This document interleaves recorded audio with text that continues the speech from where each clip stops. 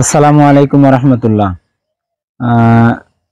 কাছে দূরে এবং দেশে প্রবাসে যারা যেখান থেকে আমাদের এই ভিডিও দেখছেন তাদের সবাইকে জানাচ্ছি ঈদের শুভেচ্ছা। ঈদ মুবারক, তাকাব্বালাল্লাহু মিন্না ওয়া মিনকুম। আল্লাহ তাআলা আমাকে এবং আপনাকে সবাইকে কবুল করুন, আমিন। তো আজকে যেহেতু ঈদের নামাজ সব জায়গায় মোটামুটি অনুষ্ঠিত হয়, বাংলাদেশ, ভারত এবং পাকিস্তান, 3 জায়গায়। তো আমাদের পিছনে যেমন ঈদগাহ মাঠ সাজানো হয়েছে, নিশ্চয়ই আপনাদের এলাকায় ঈদগাহ মাঠ সাজানো হয়েছে। রাসূলুল্লাহ সাল্লাল্লাহু আলাইহি সাল্লাম বলেছেন, কুরবানির দিনে আল্লাহ তাআলার কাছে সবচেয়ে উত্তম এবং পছন্দনীয় আমল হলো আদম সন্তানের জন্য কুরবানির পশুর রক্ত প্রবাহিত করা। অর্থাৎ এই দিনে আপনি যত আমলই করেন না কেন, সব আমলের মধ্যে সবচেয়ে গ্রহণযোগ্য এবং পছন্দনীয় আমল আল্লাহ তাআলার কাছে হলো কুরবানির পশুর রক্ত প্রবাহিত করা। তো এই জন্য সবাইকে বলতে চাই যে আপনারা যারা সাইবে নেশাব পরিমাণ সম্পদের মালিক আছেন, আপনারা অবশ্যই কুরবানি করার চেষ্টা করবেন। এই দিনে আপনি অন্যান্য যত আমলও করেন না কেন, কোনো আমলই আল্লাহ তাআলার কাছে গ্রহণযোগ্য হবে না ততটা যতটা গ্রহণযোগ্য আল্লাহ তাআলা কুরবানির পশুর রক্ত প্রবাহিত করাকে পছন্দ করেন। সুতরাং আমরা সবাই চেষ্টা করি যে আমাদের যাদের আল্লাহ তৌফিক দিয়েছেন তারা যেন কুরবানি করি।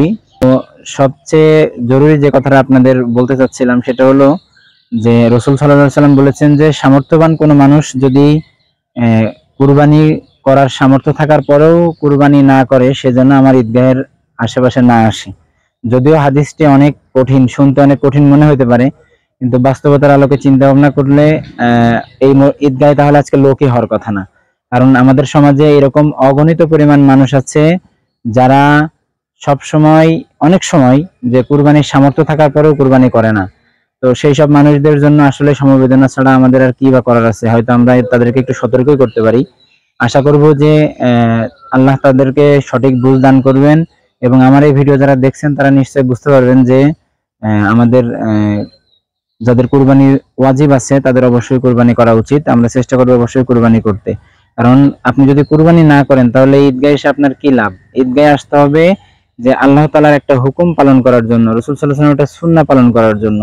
তো আপনি যদি একটা বড় ওয়াজিব ছেড়ে দিয়ে আসেন তাহলে এই সুন্নাহর কি দরকার? তো যদিও সুন্নাহর দরকার আছে, ও সুন্নাহর দরকার নাই বলতে আবার ওইরকম না। ওয়াজিব অবশ্যই পালন, মানে ওয়াজিব আগে জরুরি, তারপরে সুন্নাত। তো আমরা সবাই চেষ্টা করি যে আমাদের ঈদের নামাজ পড়তে আসার আগে যাদের সাইবে নেসাব সম্পন্ন লোক, যাদের উপর কুরবানি ওয়াজিব করা হয়েছে, যাদের সম্পদের কারণে কুরবানি ওয়াজিব হয়েছে, আল্লাহ তাআলা তাদের তৌফিক দান করুন, তারা যেন কুরবানি আদায় করতে পারি। আজকে যদি নাও পারি তাহলে আগামীকাল এবং পরশু আরো 2 দিন সময় থাকবে। এই 2 দিনের মধ্যে নিশ্চয়ই আমরা কুরবানির জন্য ব্যবস্থা করব। আল্লাহ তাআলা আমাদের সবাইকে কবুল করুন। আসসালামু আলাইকুম ওয়া রাহমাতুল্লাহ।